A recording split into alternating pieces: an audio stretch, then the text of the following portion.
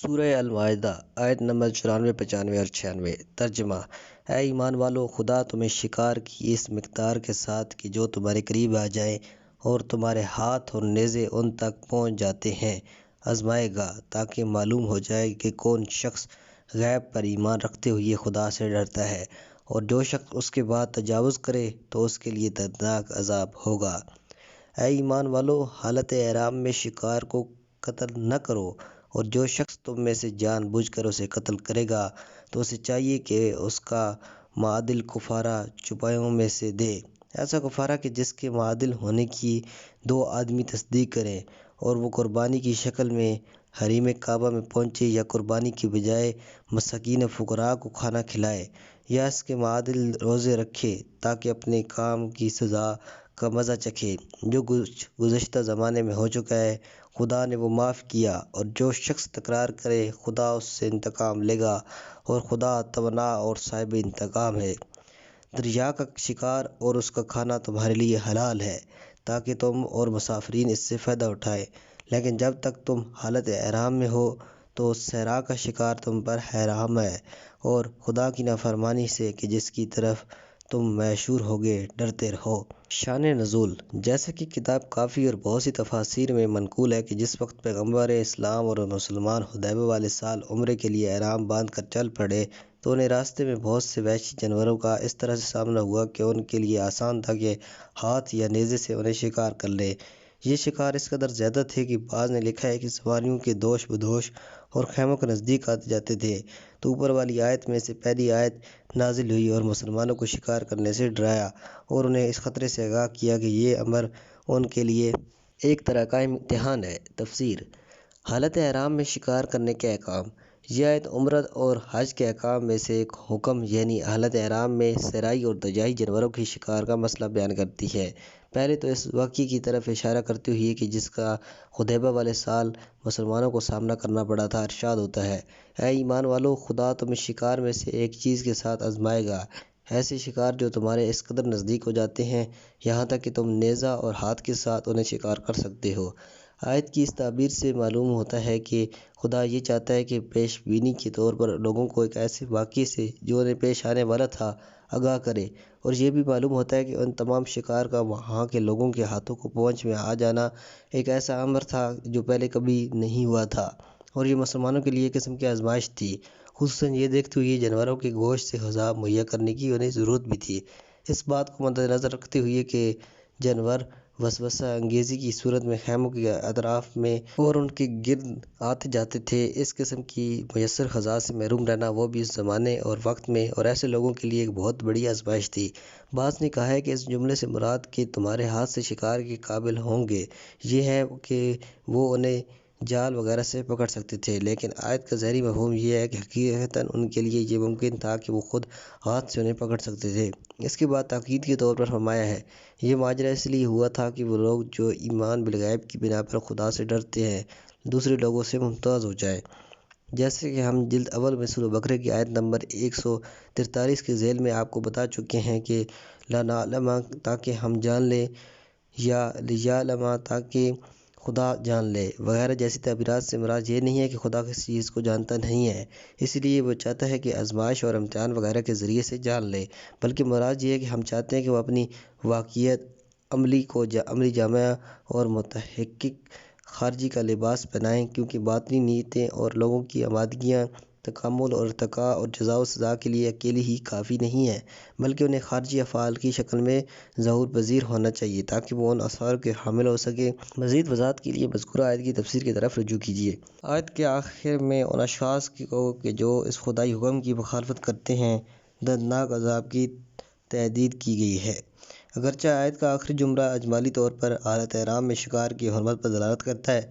لیکن بعد والی آیت میں مزید صراحت اور قطعیت کے ساتھ بطور عموم حالت احرام میں شکار کے حرام ہونے کا حکم صادر کرتے ہوئے ارشاد فرمایا گیا ہے: اے ایمان لانے والو، حالت احرام میں شکار نہ کرو۔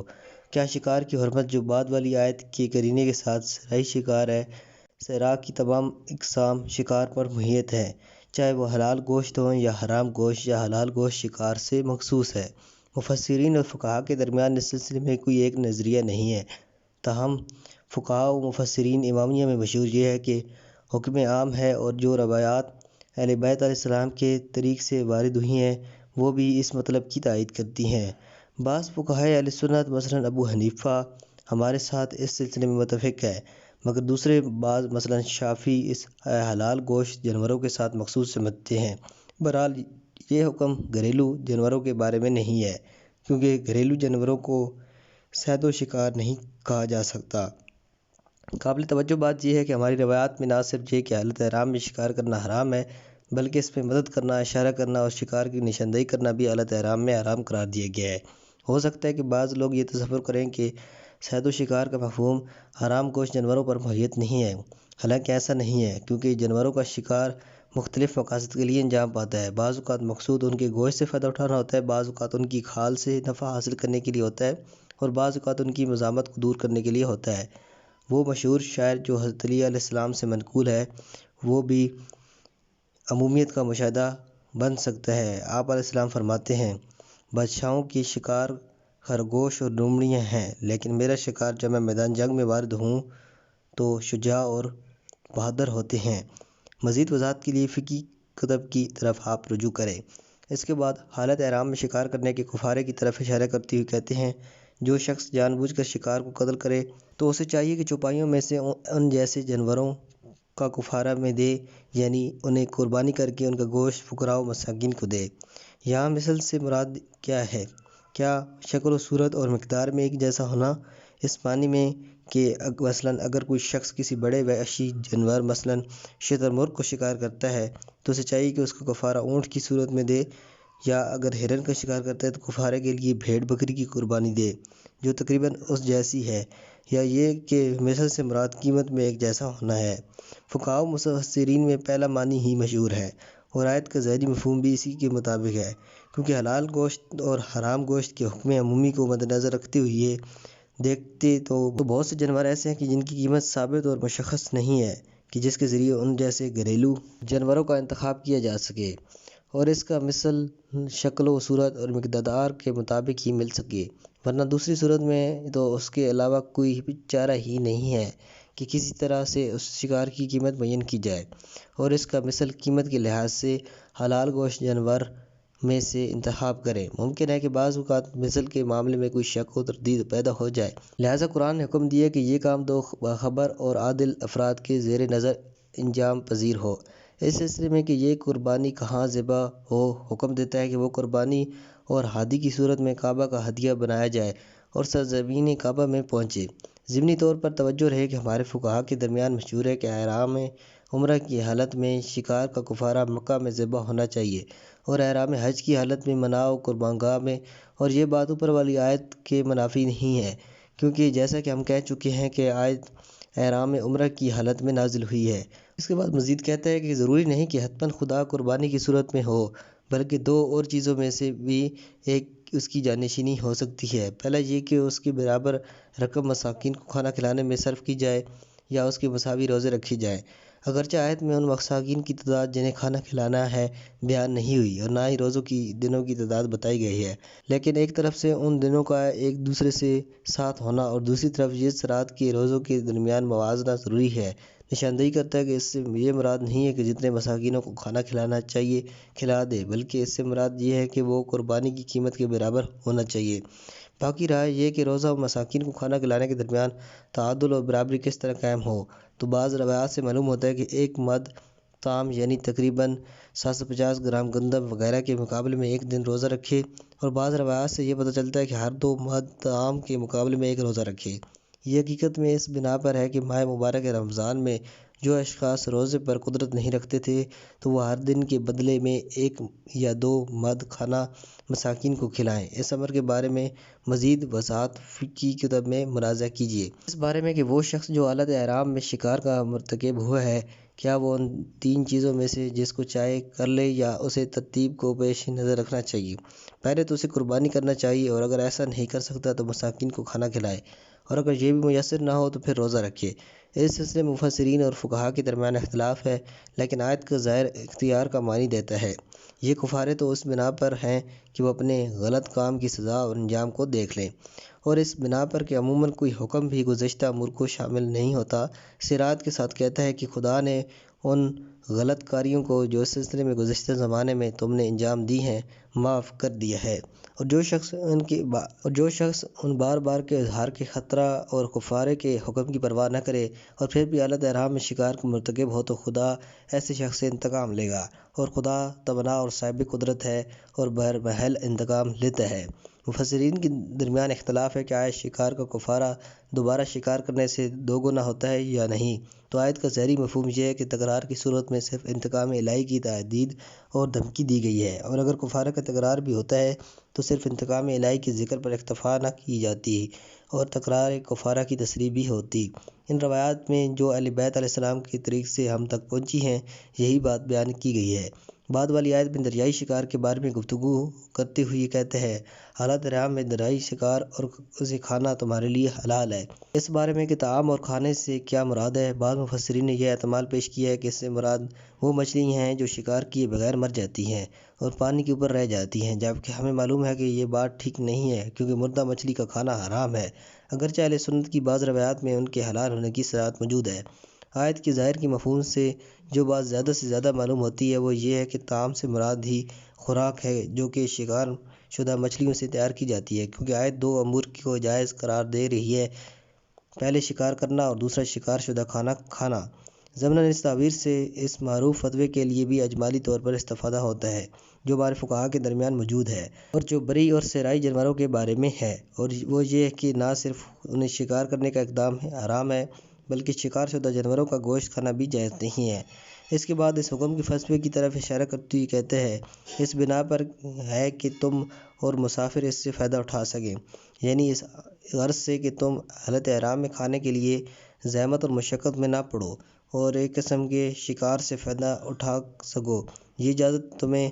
دریائی شکار کے بارے میں دی جاتی ہے، اور چونکہ عموماً اگر مسافر یہ چاہیں کہ شکار شدہ مچھلی اپنی ساتھ لے جائیں تو اس میں نمک ملا کر اسے مائی شور کی صورت میں تیار کر لیتے ہیں۔ بعض مفسرین نے دجبالہ جملے کی اس طرح تفسیر کی ہے کہ مقیم افراد تازہ مچھلی سے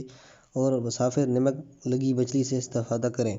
ہم نے دجبالہ آیت میں یہ پڑھا ہے کہ دریائی شکار تمہارے لیے حلال ہے، یہاں اشتباہ نہیں ہونا چاہیے، اس کا مفہوم دریائی شکاروں کے بارے میں ایک عمومی حکم نہیں ہے جیسا کہ بعض نے خیال کر لیا ہے۔ آیت یہاں پر دریائی شکاروں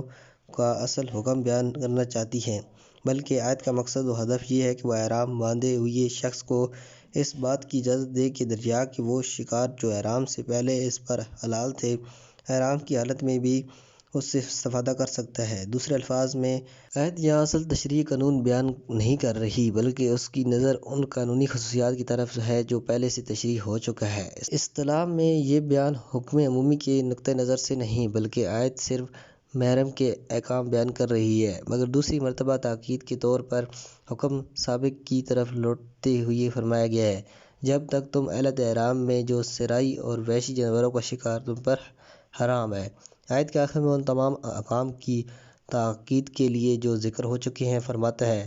اسے خدا سے ڈرو جس کی بارگاہ میں تمہیں قیامت کے دن محشور ہونا ہے۔ حالت احرام میں شکار کی حرمت کا فلسفہ۔ ہمیں معلوم ہے کہ حج و عمرہ ان عبادات میں سے ہے جو انسان کو عالم مادہ سے جدا کر کے ایک ایسے ماحول میں جو روحانیت اور معنویت سے معمور ہے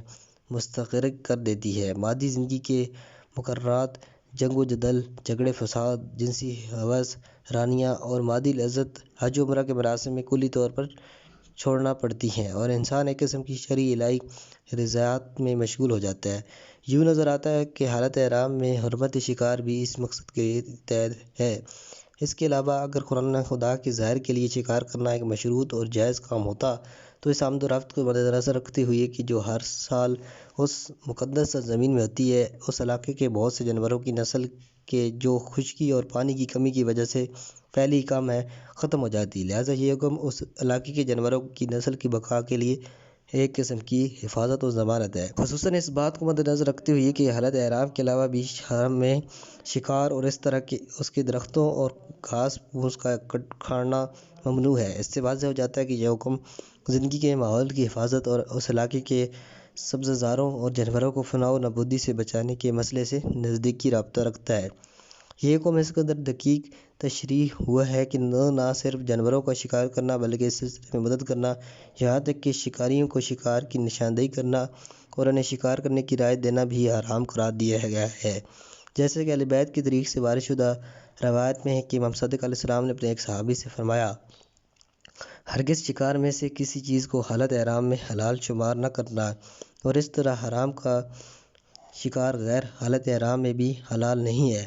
محرم اور غیر محرم کو شکار کی نشاندہی بھی نہ کرنا کہ وہ شکار کر لے، یہاں تک کہ اس کی طرف اشارہ بھی نہ کرنا اور اسے کوئی حکم نہ دینا کہ وہ تیری وجہ سے شکار کو حلال سمجھے، کیونکہ یہ کام اس شخص کو شمار ہوگا جس نے شکار کو حکم دیا ہے یا اشارہ کیا ہے، اور کفارہ بھی اس پر واجب ہوگا۔ والسلام علیکم ورحمۃ اللہ۔